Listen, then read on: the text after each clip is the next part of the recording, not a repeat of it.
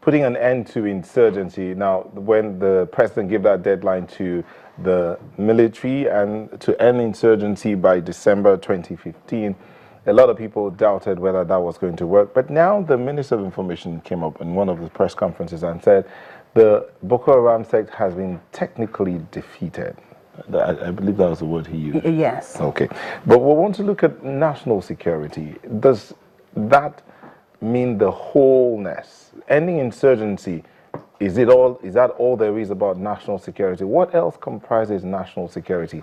What should the citizenry, besides the government, what should they be doing? Setting an agenda in 2016, both for the citizens, the government, the security agencies, what's everyone going to have to do to ensure national security?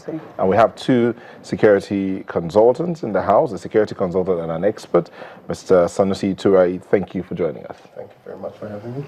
And Laddie Thompson, thank you for joining us. My pleasure. All right, let's begin with a look at what comprises national security. Let me begin with you, Mr. Laddie Thompson. Well, I think we need to be very specific here. We're looking at counterterrorism. That's my own area of specialty. Okay. Now, for national security in Nigeria, we need to take what I call a very honest look at where we are, where we're coming from, and where we need to go. The disadvantage Nigeria had earlier on was that we did not diagnose on time. For about 14 years, Nigeria was in denial when the whole world knew we had a terror problem in Nigeria. So when we finally acknowledged that we had the terror problem, we didn't do our due diligence. We responded, fire brigade off the cuff, and they accelerated their operations from the normal terror tactics. They actually became a standard army and occupied almost about 27 local government areas in the country. Even the analyzers of terror across the world were surprised at the kind of progress that the Boko Haram was able to make in Nigeria in such a short time.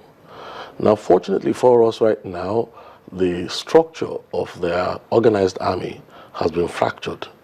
But we need to get past that quickly. We're not going to sit down and be rejoicing about that, because if we understand how terror was our fault, we shouldn't have even been there in the first place. The military solution to what we're facing, maximum is 17%, frankly speaking, is about 9%. Now, what we neglected to do was to diagnose properly from the beginning. And what we're going to be seeing in the days ahead is that they're going to be going after soft targets again.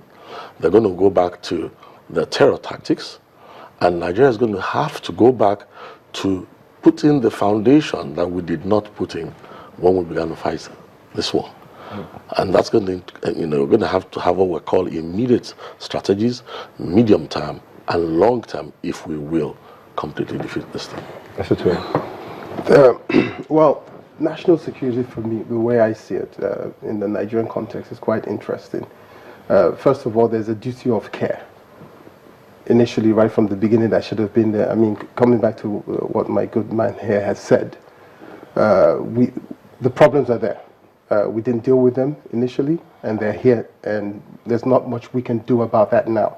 What we need to do is look at how we can move forward. How do we stem the problems that have arisen? There are a series of things.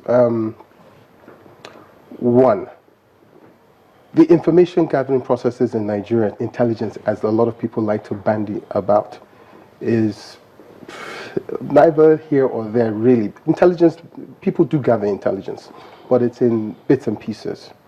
What we actually need to do is find a way to get all this information in one pot, where they dealt with from the different agencies on different multiple levels with different vulnerabilities and different threats identified. And on those levels, as they build up, they reduce in terms of the amount of information. They start to condense until it gets to the president, or the joint intelligence agencies that can deal with that information, pass it on to the president for action. We don't do that at the moment. Everybody's doing their own thing. This has been sung about so many times, and people talk about this constantly. But what we need to do now is look at, for example, the whole Boko Haram issue, where I see it heading to. The government has been able to, break them in somewhat in terms of them being able to occupy territory. That has been done.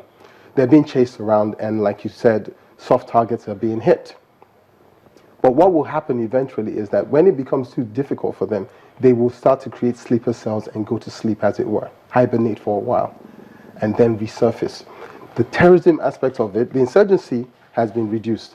The terrorism aspect of it will seem to continue for quite a long time. Now, that's the area we need to focus on. He used the term, go back to the foundation that we refuse to apply. Absolutely, you have to do that. But we're already where we are now. So, yes, you will build your foundation. And I understand what he means by building foundation. Building foundation means putting in place your mechanisms that allows you to gather as much information, one, and to reduce the ability for these people to carry out their acts. And that involves so many different things. And in this day and age, technology plays a huge and massive part of that. One, these people will move around the country, for instance. Moving around must be made very difficult for them. How do you do that?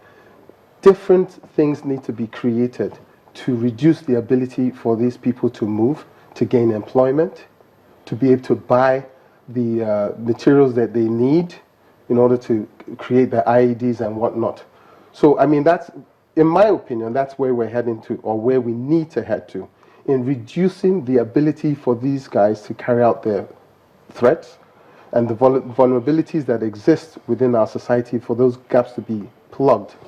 Okay, Pastor Ladi, will reducing the ability of Boko Haram to be able to carry out this insurgency also mean refocusing, for instance, the police counter-terrorism unit, the police mobile unit, the NSCDC, and bringing them together to ensure, because when we talk about insurgency, we all look towards the military alone. Will this mean refocusing and bringing all of them more together? I think that's a very intelligent question, and I will tell you why I say so. I did say we need to go back to the foundation. First of all, we need to really define what the threat is, first of all, the threat assessment. We don't need to do that ourselves again. The whole globe has done that. What we're dealing with, if we go back to 9/11, there was a declaration open in documents saying we're dealing with a threat that is lethal, it's patient, it is disciplined, and it is very well organized, and it is global. So first of all, our president needs to up the ante by taking his leadership to another level.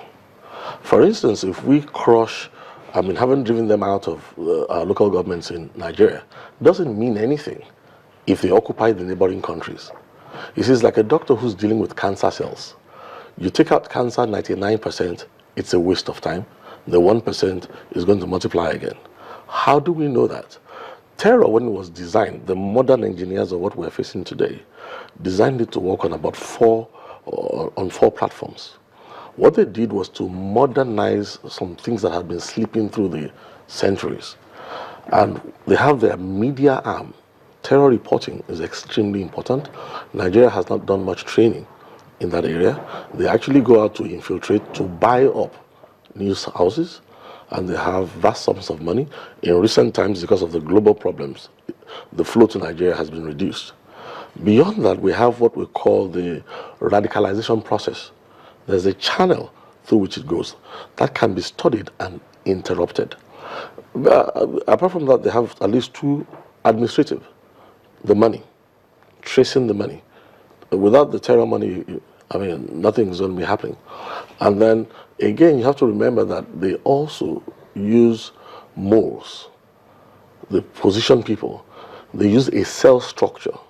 For a long time, what was happening to Nigeria was that the rest of the world understood the cell structure and they readjusted their own defenses, but they sold a story to Nigeria that it was not a cell structure, and we stupidly embraced it. Now, to handle something that has a cell structure like that, we need to get our own intelligence gathering.